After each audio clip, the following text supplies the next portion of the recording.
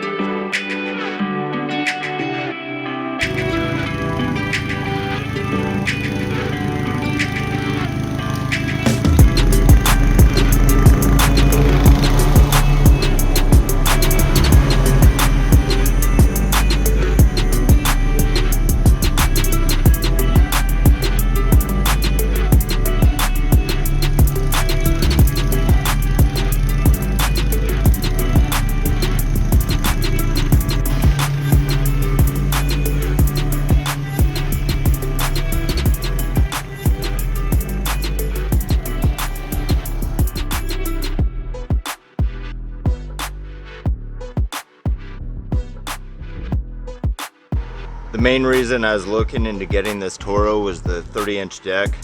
I put down between 3 to 5 pounds of nitrogen per growing season. So during the spring, when we're getting all that rain, there's times I'm out 2 to 4 times a week mowing. If I'm maintaining that 1/3 rule, meaning I'm only cutting 1/3 of the grass length off at a time, which that's a lot of mowing. And I just wasn't happy with the cut quality I was getting with the Husqvarna. That has a 163cc Honda engine in. I think the thicker my turf got over the years, that size of engine was just too small for it. There'd be times in the spring I would mow, I'd have a bunch of clippings on the lawn, I'd have to do a double pass just to get those clippings cleaned up. 3 main complaints I saw when I was looking at this Toro online were the small gas tank, the transmission going out, and the kill switch. You hit the kill switch and the mower starts back up, so let's take a look at those. So this gas tank is small. I have 8,500 square feet of lawn that I mow. There's definitely no way that I could mow twice on one tank. I think guys that are complaining about this, they use this mower for commercial use. They're mowing multiple properties a day, so I can see where that can be a pain for them. This also has a foam insert that Toro does recommend leaving in. That kind of keeps the debris and stuff out. One note on the gas tank that I will make here, with it being a small tank, first few times of filling it up, just go slow when you're filling it up with gas. So the transmission goes out. This one was actually interesting to me. These guys will get the transmission replaced and actually go out and get another Toro and put in their fleet. These guys are using this again for commercial use. If I were going to buy a Toro for commercial use, I'd probably pay the $1,000 extra and go with that Turf Master, I believe it is. But one thing to note on the warranty on the Time Master between residential and commercial use, it's pretty drastic, so kind of keep that in mind if you're looking at one of these. So the last complaint I saw was this kill switch. Guys are saying that they hit this kill switch and the mower starts back up. The mower actually doesn't start back up.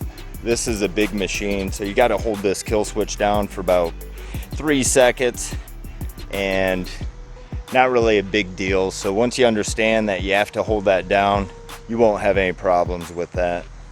It does come with the typical mulching, bagging, and side shoot options, which all work out well. The only thing I would say using the side shoot, keep in mind that it may limit your clearance. So if you're going around trees or shrubs or anything like that, you might need to change the path or direction of your mow.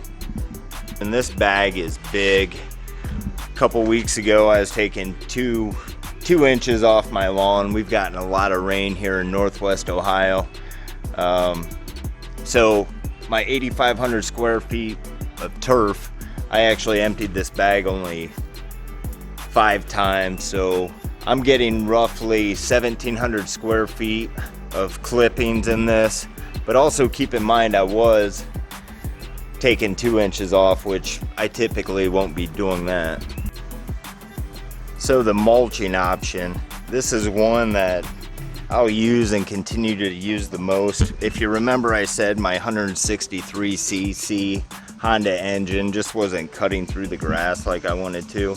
I'd have clumps, have to do a double pass through it. But with the 223cc Briggs & Stratton engine and the two 15-inch blades, this cuts through my turf no problem. If you're getting outside of that 1/3 rule while mowing, and let's face it, sometimes we have to, I would recommend that side shoot option. But the majority of the time I'm going to be using the mulching option. That's what I like to use. This is the first mower I had that has the personal pace. It took me a while to get used to, but if you actually think of walk instead of push, this is going to work out good, and I really like this. Also, my lawn is pretty flat. One other complaint I did hear online is if you have a steep slope, the personal pace kind of bogs down as you're going up the slope. But this slope here, I have no problems with it. If you got big hills or something like that, that might be something else to keep in mind if you're looking into getting one of these. This Toro Time Master is a big machine. It weighs 140 pounds. If you have a lot of bumps in your lawn, you'll notice the front wheels will go up a little bit. So my recommendation, if you have one of these, first off, get your lawn leveled. Secondly, if you know where those bumps are at, just kind of slow down and it'll help prevent these front wheels from raising up. The Toro also comes with this cleaning port, something I tried out. It's something I'm not going to use. I just think with the water coming in, the deck is just too big for the water to get around. I use this on the Husqvarna, the cleaning port, and I liked it, but on this mower, this is something I'm not going to use. I'm just going to clean it and take a hose, spray off those blades and up underneath that deck. To adjust the deck height, you have a lever here in front and a lever here in back. They're only on one side, which makes it nice. So they are labeled A through G. The owner's manual does have a chart showing this. A being the highest cut setting at 4 1/4, and then G being the lowest cut setting at 1 1/4.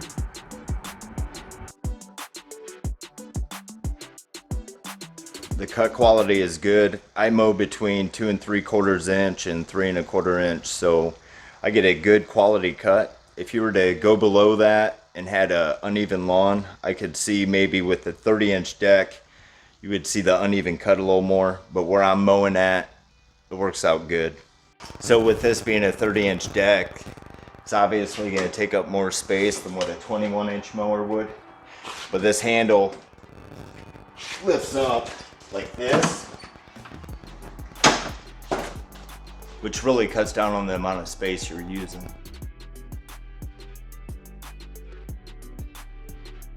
With my 21-inch deck, it took me 43 minutes to mow my 8,500 square feet of turf. With the 30-inch deck, I'm down to 31 minutes, so I cut 12 minutes off a mow. When I'm out mowing in the spring, I estimate that I'll be saving 2 hours a month. So this is $1,300, so it is an investment, but I think it's worth the money. If you're taking care of your lawn, you want a good cut. The 223cc Briggs & Stratton engine, powerful enough to cut through the turf, the thick turf that I have. And also, I've got the striper that I got from Big League Lawns that I'll be putting on this fall, and it'll give me a wider stripe. Without doing the double pass, I'll be able to get the double fats.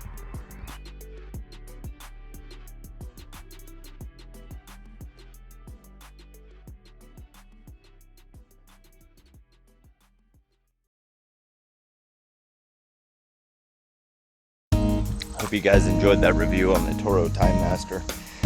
Before I leave, I put a video together that I want you guys to check out, kind of give you an idea of what I'm going to be doing out here in the lawn for the next few months. So take a look at that and be sure to subscribe.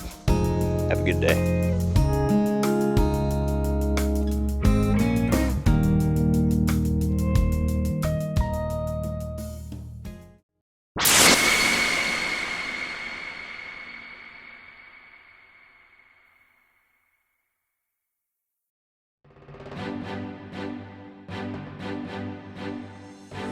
During the fall, we have the opportunity to renew the lawn from the summer heat stress, which here in Northwest Ohio, with all the rain we have gotten throughout the summer, along with cooler temps, there isn't much stress.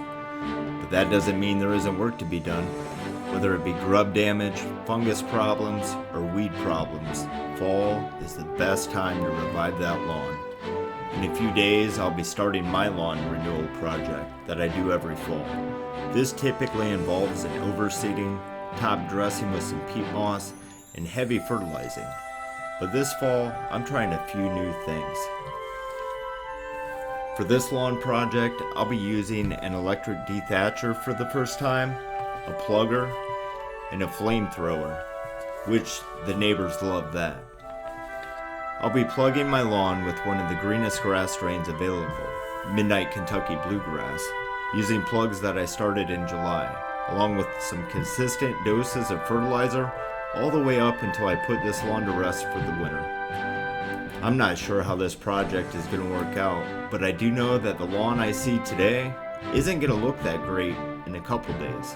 It's probably going to look really, really bad, but I'm confident that no matter how bad this lawn gets, I can get this thing popping and renewed just in time for those cool fall days. You may ask, why are you starting a fall lawn project so soon? We're only getting into August. Well, over the last several years, my neighbors have been upping their game, spraying for weeds, fertilizing, and trying to maintain good mowing practices. So I have some more competition to deal with. But to be honest, I've been seeing things over the last several weeks that I'm normally seeing in early September. I even have mums starting to bloom. That tells me we're going to have an early frost. I wouldn't be surprised if we see our first frost around October 10th. This is just a hunch, so we'll see, but we're wanting to get that turf established before the first frost, so if you're looking to do an overseeding this year, shoot for August 30th, and no later than September 6th. This will ensure that you have 5 to 6 weeks of solid growth. If you're interested in following me through this project, or just interested in gaining some knowledge and some simple tips on renewing your lawn this fall, hit that subscribe button.